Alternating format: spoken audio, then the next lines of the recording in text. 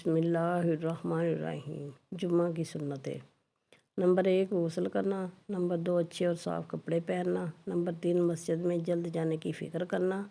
Number 4 मस्जिद पैदल जाना। नंबर 5 इमाम के करीब बैठने की कोशिश करना। नंबर 6 अगर सफ़े पर हैं तो लोगों की गर्दनें फांद कर आगे ना बढ़ना।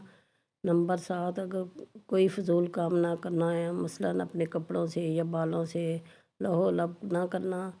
नंबर 8 खुतबा को गौर से सुनना। नंबर 9 अलावा इसी जुमे के दिन जो सूरह कहफ पड़ेगा उसके अर्श के नीचे से आसमान के बराबर बुलंद एक नूर ज़ाहिर होगा जो क़यामत के अंधेरे में उसके काम आएगा और इस जुमा से पहले जुमा तक के तमाम खताया सगीरा इसके माफ़ हो जाएंगे। नंबर 10 नबी करीम सल्लल्लाहु अलैहि वसल्लम का इरशाद है कि जुमे के दिन मुझ पर कसरत से दुरूद भेजा करो क्योंकि दुरूद मेरे हुजूर पेश किया जाता है। नंबर 11 जुमा के दिन बालों में तेल लगाना और खुशबू या इत्र का इस्तेमाल करना मसनून है।